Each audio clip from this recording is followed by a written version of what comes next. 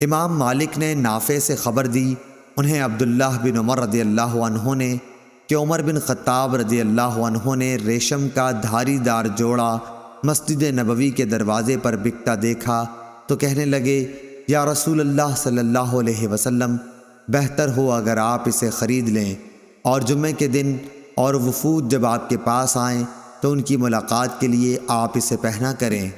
اس پر حضرت صلی اللہ علیہ وسلم نے فرمایا کہ اسے تو وہی پہن سکتا ہے جس کا آخرت میں کوئی حصہ نہ ہو۔ اس کے بعد رسول اللہ کے پاس اسی طرح کے کچھ جوڑے آئے تو اس میں سے ایک جوڑا آپ نے عمر بن الخطاب رضی اللہ عنہ کو عطا فرمایا۔ انہوں نے عرض کیا، یا رسول اللہ صلی اللہ علیہ وسلم، آپ مجھے یہ جوڑا پہنا رہے ہیں، حالانکہ اس سے پہلے عطارد کے جوڑے کے بارے میں آپ نے کچھ ایسا فرمایا تھا۔ رسول اللہ صلی اللہ علیہ وسلم نے فرمایا کہ میں نے اسے تمہیں خود پہننے کے لیے نہیں دیا، چنانچہ حضرت عمر رضی اللہ عنہ نے اسے اپنے ایک مشرک بھائی کو پہنا دیا جو مکے میں رہتا تھا۔ صحیح بخاری حدیث نمبر 886۔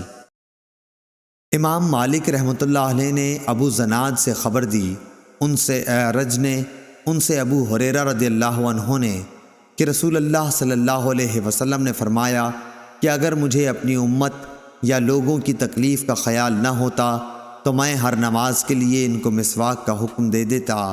صحیح بخاری حدیث نمبر 887۔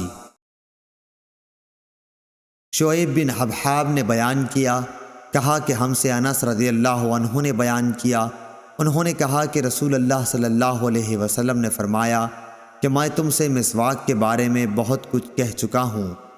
صحیح بخاری حدیث نمبر 888۔ سفیان ثوری نے منصور بن معمر اور حسین بن عبد الرحمن سے خبر دی، انہیں ابو وائل نے، انہیں حذیفہ بن یمان رضی اللہ عنہ نے کہ نبی کریم صلی اللہ علیہ وسلم جب رات کو اٹھتے تو منہ کو مسواک سے خوب صاف کرتے۔ صحیح بخاری حدیث نمبر 889۔ ہشام بن عروہ نے کہا کہ مجھے میرے باپ عروہ بن زبیر نے ام المومنین حضرت عائشہ صدیقہ رضی اللہ عنہا سے خبر دی، انہوں نے کہا کہ عبد الرحمن بن ابی بکر ایک مرتبہ آئے، ان کے ہاتھ میں مسواک تھی جسے وہ استعمال کیا کرتے تھے۔ رسول اللہ صلی اللہ علیہ وسلم نے بیماری کی حالت میں ان سے کہا، عبد الرحمن یہ مسواک مجھے دے دے۔ انہوں نے دے دی، میں نے اس کے سرے کو پہلے توڑا، یعنی اتنی لکڑی نکال دی جو عبد الرحمن اپنے منہ سے لگایا کرتے تھے، پھر اسے چبا کر رسول اللہ صلی اللہ علیہ وسلم کو دے دیا۔